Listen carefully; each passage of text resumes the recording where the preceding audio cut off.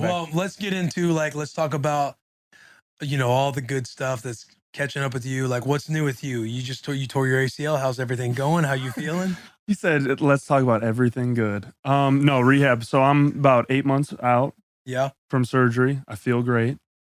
Do you feel great? Like, I actually feel like great. Like you hear all the horror stories and you're thinking and like, honestly, yeah, I feel well, good, like, really good. you hear the Adrian Peterson story, and then you hear like what the problems were after that. Like, he had the great season, but after that he had like multiple surgeries. The career kind of died out from there because he went for the rushing title and stuff like that. And then, like you said, you hear the horror stories, so you hear both. But for me, it was honestly just sticking with my process and worrying about like me and bettering myself physically, mentally, spiritually, all that. And it kind of helped me on and off the field, like with everything across the board, like truly like becoming like not only a better football player from it, but like a better man. Like, I got to step back from football like during this time, kind of just see how my value was missed at certain aspects and like where I could be better at, and on and off the field. Like, I'll keep probably saying that because I masked a lot of things with football. Like, I was really like hurting in a lot of areas mentally and whatever. But Is there like, an area you're able to talk about? I mean, just like, off the field, just, like internally, like, you think you're a lot more, worthy of certain things than you are at the time, but like everything comes with like divine timing. And I truly believe in that. Like, whether it's a contract or stats or, a marriage or whatever you think it is, like a big house, whatever you think anyone's goals are, or, your imagination, like desires, like everything is going to come with divine timing if you just like worry about the now and the present. And it really made me present, in which, like, I don't even know how to explain it, but I really got to just take football out of the equation for a little bit Yeah. and really just live a life where I had to face out of football reality. And I feel like that's what I needed. And now, I didn't at the time, you're like, Yeah. why is this happening? Whatever. But it really took me like a shorter than I expected to realize that this is for a reason. You got to see a lot of things happen with football, like, Devontae leaving. You got to see, our defensive guys get paid. And it's like, it's just not my time yet. If I keep, worrying about me, bettering myself on the field, off the field, that stuff's going to come. And I was getting ahead of myself a little bit. And I did such a good job in 2020 with living in the present. I had a great season, whatever. And then you get into 2021 and, maybe I was a little ahead of myself now that I look back on it.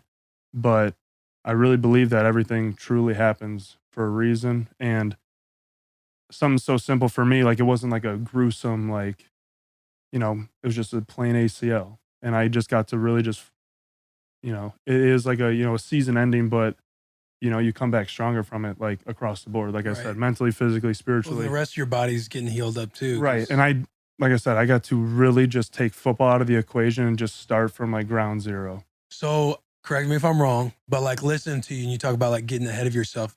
Obviously, you came out of 2020. You're like, obviously last year we're talking about you being a Pro Bowl snub. Like, you had a hell of a year. You go into 2021, you signed you're a restricted free agent. Yeah. So you get signed to a 1-year tender.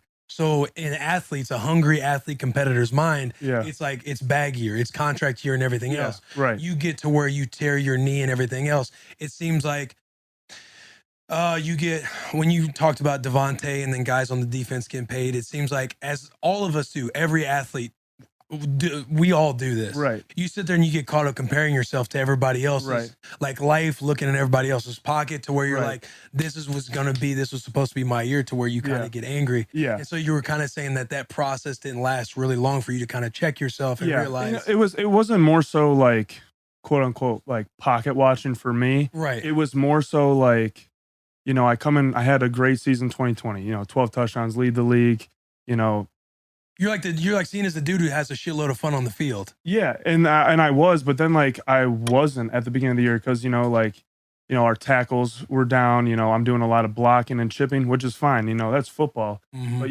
like I wasn't being, used how I was the last year. And, we're winning games, so I don't care. Like, like my ego wasn't hurting, via that. It was more so I'm like, all these guys are keep like progressing and I'm like, my quote unquote like production on the, field wasn't there, but like I'm becoming a better blocker. I'm becoming a better football player. But then you hear like outside noises like, oh, he's like going down. He's His going down. production's dropping. It's Yeah. something And wrong then, with it. and then I hit like a 3-game stretch like before my injury where I started taking off again. I'm like, oh, hell yeah. Like I'm really turning up right now. Hey, haters, do me a favor. Right. And then that happened. So that's why I was like more like, damn, I was just hitting, like, I was just getting over that like hump of like down on myself. And then I started going and then I like hit another thing. So that's why I was like, I feel like I was just getting a little ahead of myself. But then it just reminded me that I really have to just do this for myself. Mm-hmm. You're not going to like the validation from an outside external source is so like fake. I led the league or tied Trav with, 11, 12 touchdowns, 2020. They're going to rate me the 19th best tight end. So like, Take it for a walk. right. Yeah. And that's what I'm saying is like, you can't do stuff for external sources or proving external people wrong. It's like, I'm just going to continue to focus on me, my growth, my process, and take care of my family. Right. Because that's ultimately what I want to do. I don't want to be a superstar. Like, I can't go out because like there's cameras all on me. Like, that's not the life I want to live. I really just want to like, do I want to be that type of person on the field? Hell yeah. But like, also, I just want to take care of my family and live that type of life and just be like. Isn't it hard to not get caught up in some of that though? When And when you have the external, you see articles, and then when you get in season, it's like when you're in the off season, you realize, like whether you're take a vacation right after the season, or you get back in your process of training, and Yeah. you look back at the season, you realize how small things were, but how big they were in your mind at the time. Because Right. during football season, Subconscious thinking. yeah, the NFL is like the hottest show Right. on TV for an extended period of time. Like the NFL is everything to some people. Right. So and then when you're playing well, and whether or not you're looking for articles on yourself or whatnot, like it's hard to not see a lot of things. Yeah.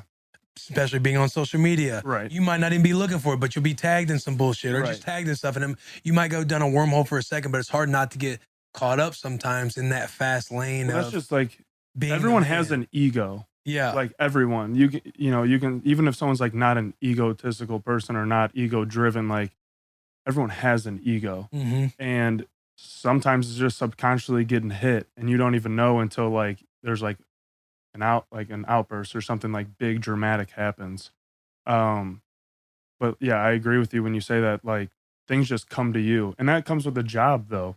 Like an NFL football player, like you're constantly like every Sunday that's everything to everyone. Like 90% of the people are watching football on Sundays, right? I mean, our lives are revolved around us. Right. You know what I mean? Like fantasy football, like, like you're saying, like, you don't want to come across people, but it's like, it's funny because, you get like those tweets that you're like, you suck, 1 catch for 5 yards. It's like, dude, I ran 3 routes. And Devontae had 22 catches for 200 yards and 4 touchdowns, like, and we won. Yeah. Like, I don't care. I'm going to be one of those guys on his Twitter this year. Like, come on, man, 1 catch, 5 yards? Yeah. But go ahead, finish. Go ahead, finish. Because I had a follow-up question. I just think overall, like, last season, like, I truly, like, grew so much. And, like, I'm thankful that happened. I truly am. Because if I go the whole season being healthy and all that happens, and I'm up for a big contract, am I even in Green Bay? You never know. And, like, with a good quarterback, a great defense, like, those are the things that, like, I want on a team. Like, in a Super Bowl team, like, you have one of the best, if not the best quarterback of all time as your quarterback. And we have a bunch of people coming back on defense and then some. And then we don't have a number 1 receiver anymore. Like, that's what I want. Mm-hmm. Like, that's the pressure I want to put on myself because I want to be that guy. And I grew so much, and like even mentally, like I'm not scared to come back. Like I'm almost, and I'm not like over eager to come back. I'm just like smiling internally because I'm like, some people forgot. Ooh, talk to him, Robbie I mean, T.